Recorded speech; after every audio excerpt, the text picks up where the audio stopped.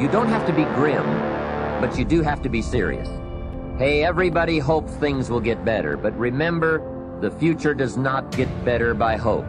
It gets better by plan. And hope unaided by clear plans can finally become an illness. There's a Bible phrase that says, hope long delayed makes the heart sick. It's a sickness. I used to have the illness known as passive hope. It's bad. And there's one that is even worse, and that is called happy hope. That is really bad. The man is 50, and he's broke, and he's still smiling. That's bad. So get serious. Make plans. Put them on paper. My suggestion from experience. There's a phrase from the Bible that goes, without dreams and vision, we perish. How true.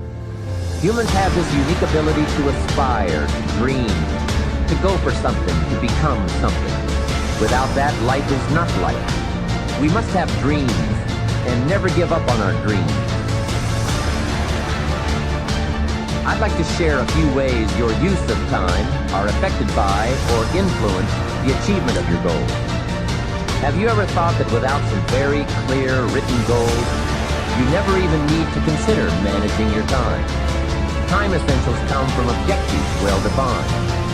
Time can't be critical if objectives aren't defined.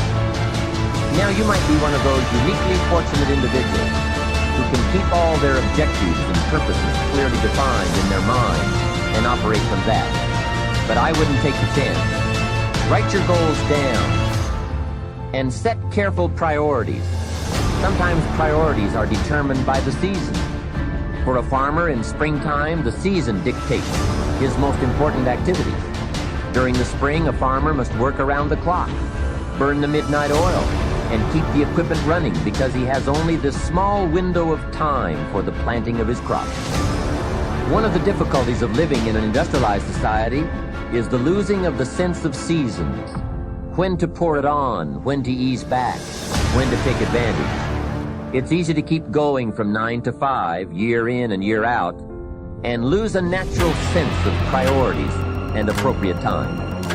Don't let one year just blend into the next.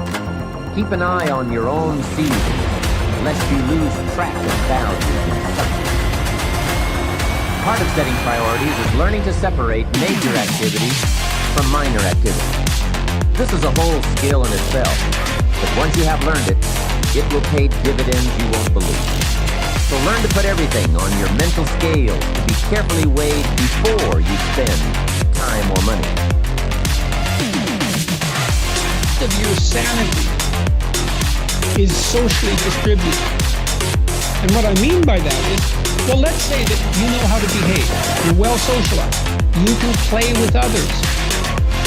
Now, I said already in this conversation, if you didn't learn to play with others between the time you were 2 and 4, you will never learn.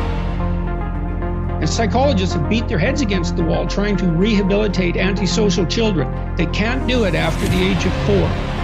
Is that because areas of the brain just don't develop? Well, it seems to be partly because the kids fall farther and farther behind. So let's say you make the leap from egocentric dependence on your mother at 2 and 3 to immersion in a peer group.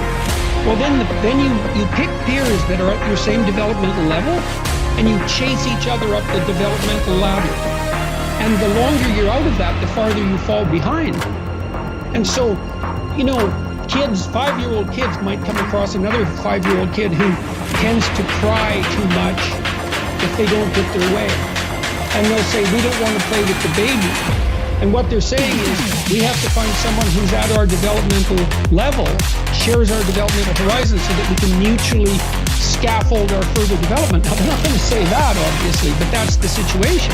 And kids test each other out when they first meet, so do adults. Game. Can you play? Are you playing at the same level as me? I'm playing my game at the level that will further my development. Can you play along with me? If not, well, maybe you're lower in status and I can pull you up as a mentor. Maybe you're higher in status and I can learn from you, but if you're a peer, we can play together.